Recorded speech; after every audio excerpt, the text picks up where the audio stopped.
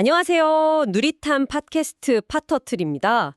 오늘 저희는 인공지능, 특히 챗 GPT 같은 대규모 언어 모델, LLM이라고 하죠. 얘들의 속마음을 좀 들여다보려는 아주 흥미로운 연구들, 그 자료들을 가지고 왔습니다. AI가 대체 어떻게 생각하는지, 왜 그런 답을 하는지, 궁금했던 적 다들 있으시죠? 네, 정말 그렇죠. 예를 들면 AI한테 방금 내가 말한 비밀 문구 잊어버려 이렇게 시켰는데 네, 잊었습니다. 딱 이렇게 대답해놓고선 계속 캐물으면 결국 그 문구를 다시 말하는 좀 황당한 경우도 있어요. 아, 진짜요? 네, 그러니까 이게 AI가 진실이나 거짓말 같은 개념을 우리처럼 이해하는 건지 아니면 그냥 흉내만 내는 건지 알기 어렵다는 걸 보여주는 거죠. 단적인 이해예요. 맞아요. 그래서 오늘 이야기의 핵심은 이겁니다. 처음엔 연구자들이 AI 내부에서 특정 개념을 담당하는 뭐랄까 스위치 같은 거요. 특정 뉴런을 찾으려고 했어요. 우리 뇌에서 특정 기능을 담당하는 영역 찾듯이요. 네네. 근데 이게 잘 안 됐습니다. 스위치 하나가 너무 많은 역할을 동시에 하고 있었거든요. 하는 새로운 도구, 희소 오토인 코더라는 걸 만들었습니다.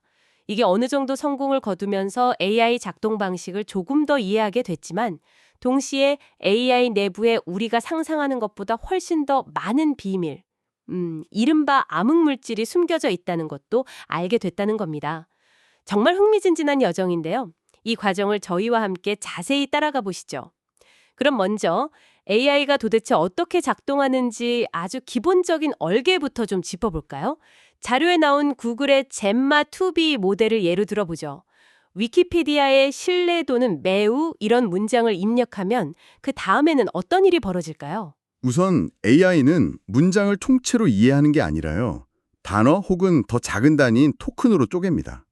위키피디아, 의, 신뢰도는 매우 이렇게요. 아, 토큰 단위로요? 네, 각 토큰은 컴퓨터가 알아들을 수 있게 고유한 숫자 목록, 즉 벡터로 변환돼요. 이게 수백, 수천 개 숫자로 이루어진 긴 목록이죠. 이 벡터들이 순서대로 이렇게 쌓여서 하나의 큰 숫자표, 행렬을 만들고요.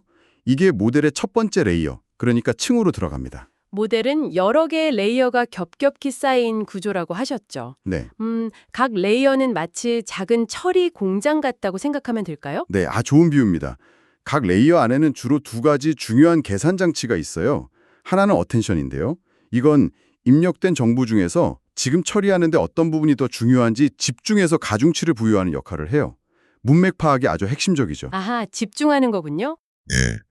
다른 하나는 다층 퍼셉트론, MLP라고 부르는데 이건 입력된 정보를 바탕으로 더 복잡하고 추상적인 패턴을 학습하는 뭐랄까 일종의 계산 엔진이라고 보시면 됩니다. 아, 그러니까 어텐션으로 중요한 정보를 딱 골라내고 MLP로 그 정보를 더 깊게 분석하고 이런 식이군요. 이 계산 블럭들을 통과하면 입력된 행렬과 똑같은 크기의 새로운 행렬이 나온다고 했죠. 맞습니다. 그리고 여기서 아주 독특한 점이 있는데요. 이 새롭게 계산된 행렬이 원래 입력 행렬에 그대로 더해진다는 겁니다. 더해져요? 빼는 게 아니고요? 네, 이걸 잔차 스트림이라고 불러요. 정보가 각 층을 거치면서 완전히 대체되는 게 아니라 이전 정보에 새로운 정보가 계속 누적되고 업데이트되는 방식이죠. 아, 물 흐르듯이요. 네, 그렇죠. 마치 물이 흐르면서 계속 다른 물줄기랑 합쳐지는 것처럼요.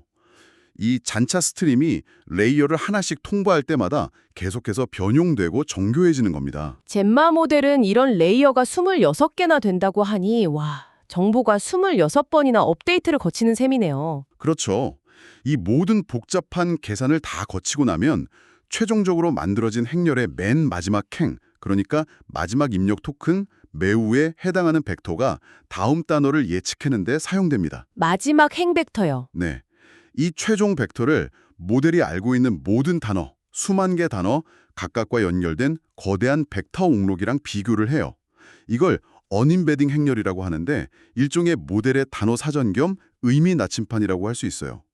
이 비교를 통해서 각 단어가 다음 단어로 나올 확률을 계산해내는 거죠. 와, 확률이요? 네, 그래서 위키피디아의 신뢰도는 매우, 다음에 제마 모델은 중요하다, important가 나올 확률을 20.21%로 가장 높게 예측했다는 거군요.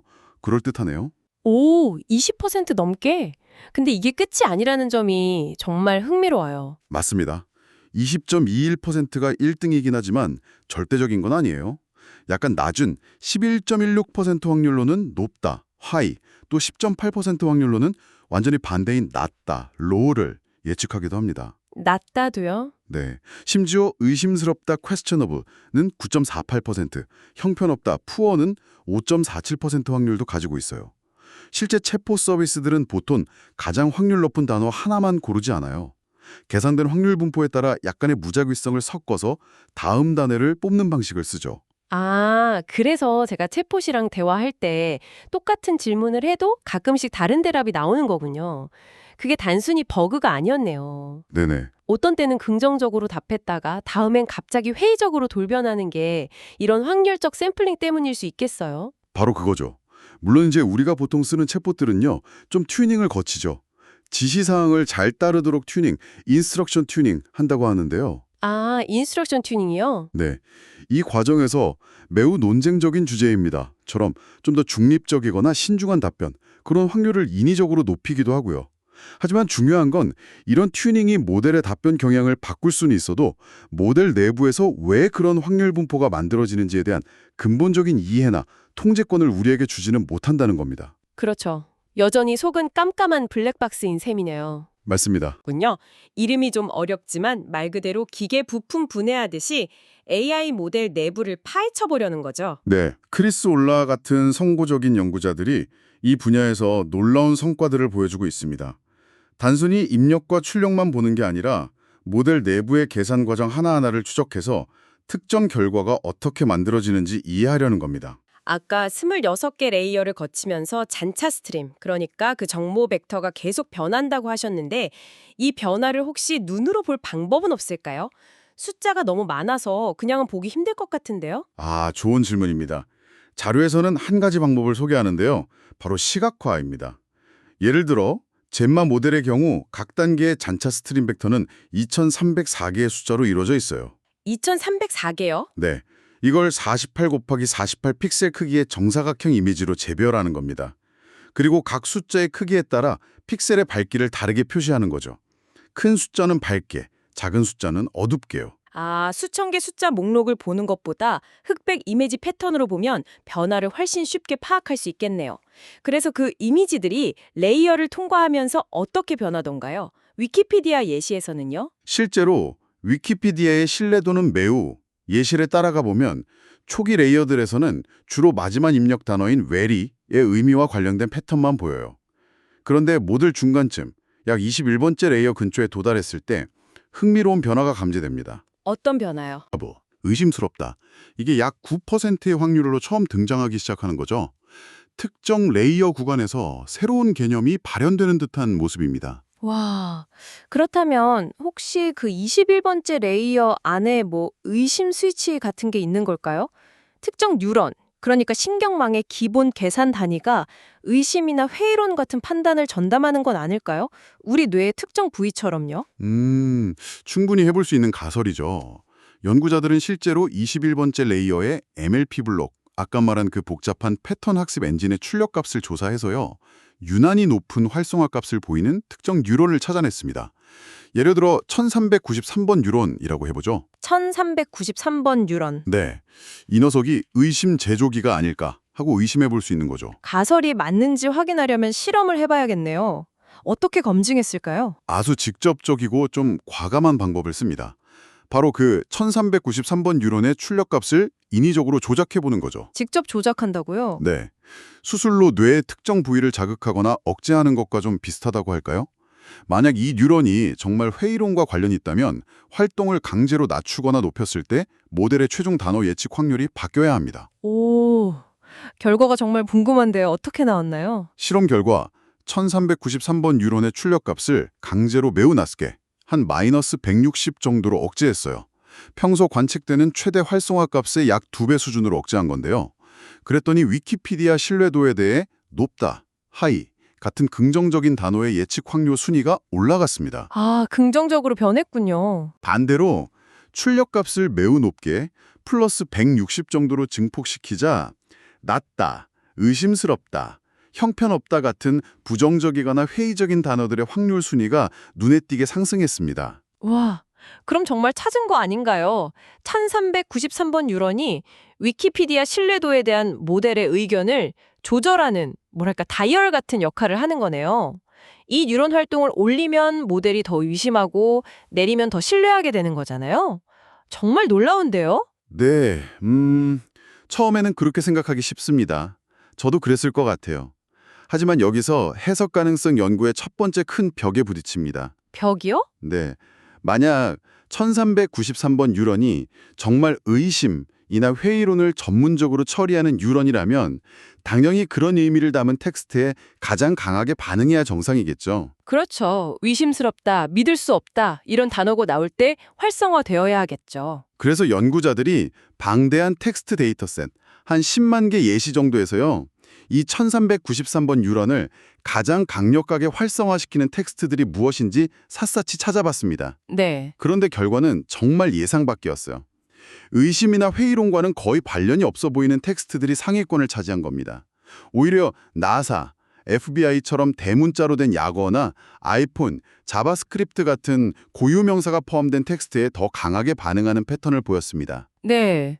의심 유론인 줄 알았는데 약어랑 고유명사에 반응한다고요? 이거 완전 다른 얘기잖아요. 그럼 아까 위키피디아 예시에서 보인 행동은 뭐였을까요? 그냥 우연이었을까요? 우연이라기보다는 더 복잡한 현상이 벌어지고 있는 겁니다. 바로 다의미성, 폴리세만티시티 문제입니다. 다의미성. 네, 하나의 뉴런이 서로 관련 없어 보이는 여러 개의 개념이나 기능에 동시에 반응하는 현상을 말합니다. 특히 언어 모델처럼 복잡한 시스템에서 이런 다의미성은 매우 흔하게 발견된다고 해요.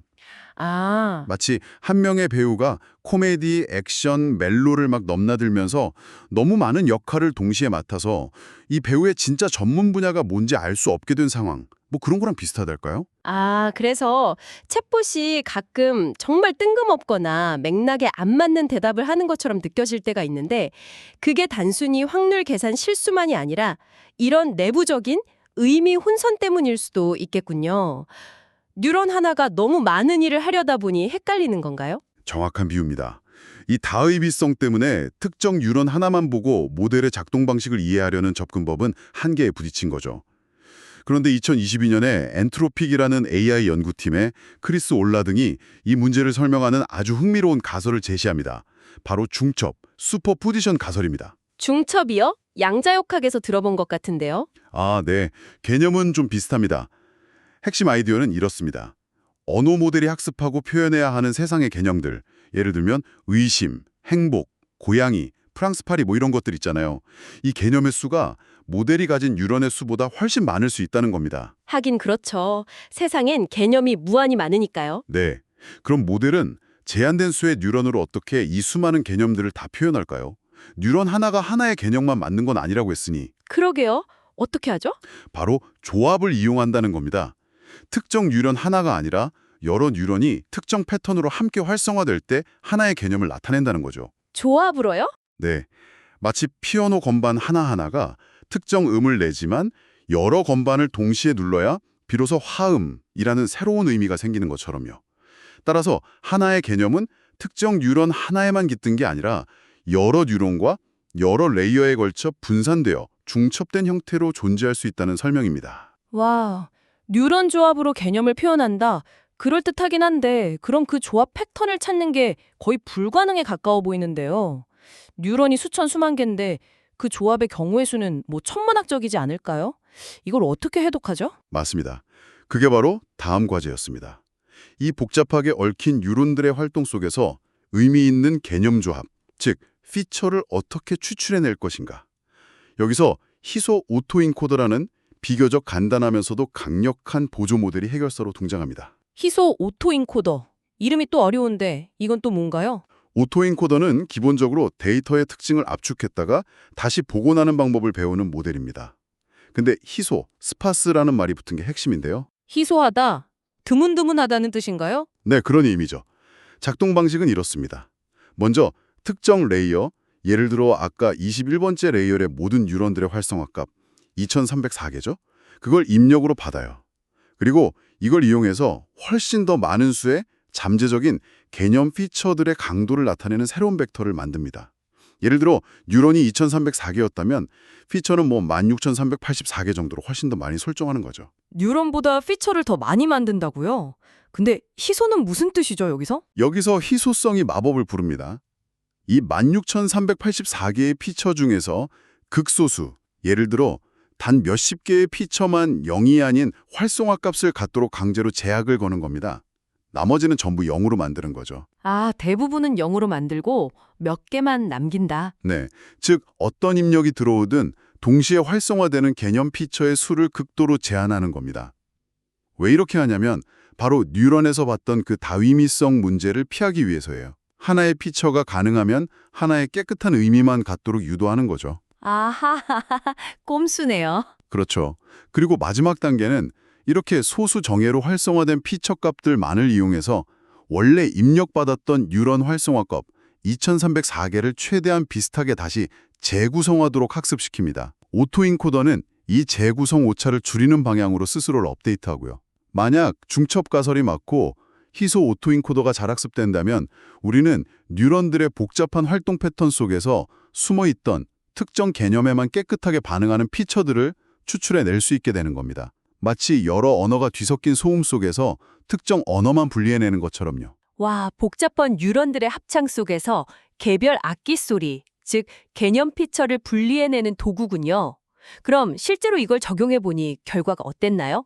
아까 그 의심 개념을 찾았을까요? 이번엔 제대로? 네, 구글 딥마인드 팀이 젬마스코프라는 프로젝트를 통해 젬마 모델의 여러 위치에서 학습된 400개 이상의 희소 오토인코더를 공개했습니다. 그리고 연구자들이 아까 의심이 나타나기 시작했던 21번째 레이어의 뉴런 출력에 희소 오토인코더를 적용해봤습니다. 그 결과는요? 궁금한데요? 뉴런피디아라는 공개 플랫폼을 통해 결과를 볼 수 있는데요. 예를 들어 8249번 피처를 살펴봤더니 이 피처는 질문, 불확실성, 회의적인 태도 등을 나타내는 수많은 다양한 텍스트 예시들에서 일관되게 높은 활성화 값을 보였습니다. 오, 아까 봤던 1393번 뉴런처럼 엉뚱한 약어나 고유명사에 반응하는 게 아니라 정말 의심이라는 개념과 관련된 입력에 훨씬 더 깨끗하게 반응하는 피처를 찾아낸 겁니다. 드디어 제대로 된 의심 피처를 찾았군요.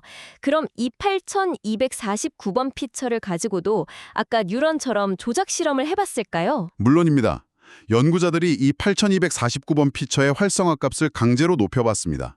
한 100 정도로 고정했더니 예상대로 젬마 모델이 위키피디아 신뢰도에 대해 questionable, 러비라고 말할 확률이 이전보다 훨씬 높아졌습니다. 와, 여기서 값을 더 높여서 500 정도로 아주 강하게 활성화시키니까 모델이 정상적인 문장을 만들지 못하고 question이라는 단어만 계속 반복하는 이상 행동을 보였다고 합니다. 와, 특정 개념 피처를 너무 강하게 자극하니까 모델이 고장난 것처럼 되는군요. 마치 특정 감정만 계속 느끼면 사람이 좀 이상해지는 것처럼요. 그래도 이건 정말 대단한데요.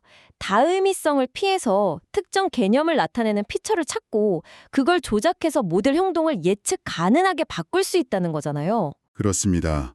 희소 오토인코더는 해석 가능성 연구에 있어서 정말 큰 진전을 가져왔습니다. 여기서 더 나아가 엔트로픽 팀은 한 걸음 더 나아간 발견을 합니다. 희소 오토인코더가 이렇게 개념을 분리해내자 연구자들은 놀라운 추가 발견을 하게 되는데요. 엔트로픽 팀의 경우 자신들의 모델인 클로드3 소넷에서 추출한 피처들이 단순히 영어 텍스트에만 반응하는 게 아니라는 걸 발견했어요. 여러 다른 언어, 프랑스어, 스페인어 등에서도 동일한 개념에 반응한다는 것을 발견했습니다. 다른 언어에서도요? 네, 심지어 텍스트뿐만 아니라 관련 이미지에도 반응하는, 그러니까 다국어, 멀티링구얼이면서 다중모드, 멀티모달 특징을 보이는 피처들이 많다는 걸 알아냈죠. 이미지에도 반응한다고요? 예를 들면요? 예를 들어 골든게이트 브릿지, 금문교에 해당하는 피처를 쳐줬는데요. 이 피처는 영어로 골든게이트 브릿지라고 쓰거나 프랑스어로 뽕뚜드 골든게이트라고 써도 활성화될 뿐만 아니라 실제 금문교 사진을 모델에 입력했을 때도 강하게 활성화되더라는 겁니다. 세상에 정말 신기하네요. 모델 내부에 언어를 초월한 보편적인 개념 표현이 숨어 있었다니. 네, 개념이 언어와 양식, 그러니까 텍스트냐 이미지냐 하는 걸 초월해서 존재한다는 강력한 증거죠. 엔트로픽은 1,300만 개? 오픈 AI는 GPT-4에서 1,600만 개의 피처를 추출했다고 하니 와, 이제 AI 마음속 지도를 거의 다 그린 거 아닐까요? 그렇게 생각하고 싶지만 안타깝게도 현실은 좀 더 복잡합니다.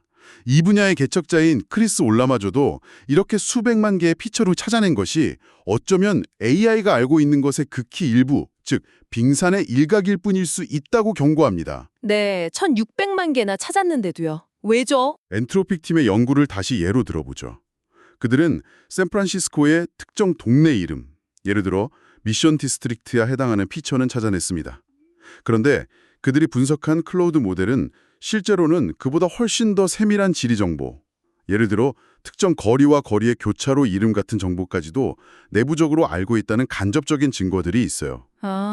하지만 현재까지 추출된 수백만 개의 피처 중에는 이런 매우 구체적인 교차로 피처는 발견되지 않았다는 겁니다. 그러니까 우리가 찾아낸 개념보다 훨씬 더 세밀하고 많은 개념들을 AI가 이미 알고 있는데 아직 우리가 그걸 끄집어낼 기술이 부족하다는 뜻이군요. 정확합니다.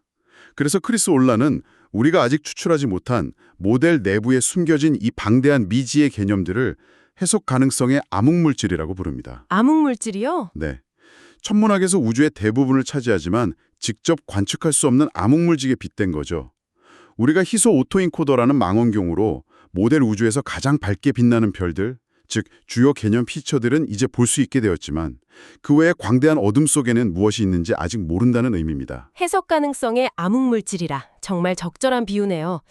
그럼 이 암흑물질은 영원히 미스테리로 남는 걸까요? 이걸 볼 수 있는 방법은 없을까요? 연구자들은 당연히 계속해서 더 성능 좋은 망원경을 개발하려고 노력하고 있습니다. 희소 오토인코더의 규모를 치우고 구조를 개선하는 거죠. 하지만 몇 가지 큰 어려움이 남아 있습니다. 어떤 어려움이죠? 첫째, 아주 드물게 나타나는 희귀한 개념 피처들을 잡아내려면 어마어마한 계산 비용이 들 수 있습니다. 둘째, 현재의 희소 오토인코더는 주로 모델의 한 지점, 특정 레이어만 보기 때문에 여러 레이어에 걸쳐 복잡하게 얽혀있는 개념 표현, 이걸 크로스 레이어 슈퍼포지션이라고 하는데 이걸 제대로 분리하기 어렵다는 한계가 있습니다. 여러 층에 걸쳐 있는 건 잡기 어렵군요. 네, 물론 이걸 해결하기 위해 희소 교차 인코더, 스파스 크로스 인코더 같은 새로운 방법들이 연구되고는 있습니다만 아직은 초기 단계죠. 그리고 또 다른 문제는 없나요? 네, 또 다른 문제는 피처 수가 너무 많아지는 것 자체입니다. 피처를 더 많이 추출할수록 각 피처가 나타내는 개념이 점점 더 세분화되고 미묘해져서 이걸 인간이 일일이 확인하고 이해하고 관리하기가 너무 어려워진다는 거죠. 너무 많아도 문제군요. 네, 실제로 뉴런피디아에서 doubt, 의심이라는 키워드로 검색하면 관련된 미묘하게 다른 뉘앙스를 가진 피처들이 수백, 수천 개씩 쏟아져 나온다고 합니다. 이 중에서 어떤 걸 골라야 할지, 특정 피처를 건드렸을 때 모델 전체에 어떤 나비 효과를 일으킬지 예측하기가 점점 더 어려워지는 거죠. 피처가 너무 많아도 문제군요. 마치 도서관에 책이 너무 많아서 원하는 정보를 찾기 힘든 것처럼요. 네, 그렇죠. 오늘 저희는 대규모 언어 모델이라는 이 복잡한 기계의 내부를 이해하려는 기계론적 해석 가능성 연구, 그중에서도 특히 희소 오토인코더라는 강력한 도구를 사용해서 AI의 개념 지도를 그리려는 시도를 깊이 있게 살펴보았습니다. 이를 통해 AI의 행동 원리를 일부 밝혀내고 통제할 가능성을 엿보았지만 동시에 우리가 아직 파악하지 못한 광활한 암흑물질 영역이 존재한다는 사실도 명확히 알게 되었습니다. 네. AI의 능력은 정말 눈부시게 발전하고 있는데 과연 우리의 이해력이 그 속도를 따라잡을 수 있을지 정말 흥미로우면서도 동시에 약간은 불안한 마음이 드는 것도 사실입니다. 오늘 저희 이야기가 당신에게 AI를 단순 사용하는 것을 넘어 그 내부를 들여다보려는 인간의 치열한 노력과 아직 남은 과제들에 대해 생각해보는 계기가 되었기를 바랍니다. 우리가 점점 더 의존하게 될 이 강력한 기술의 속마음을 완전히 이해하지 못한 채 계속 발전시켜 나간다는 것은 과연 신뢰와 안정성 측면에서 어떤 질문들을 던져줄까요? 한 번쯤 차분히 고민해 보시면 좋겠습니다. 함께 해주셔서 감사합니다. 그럼 안녕!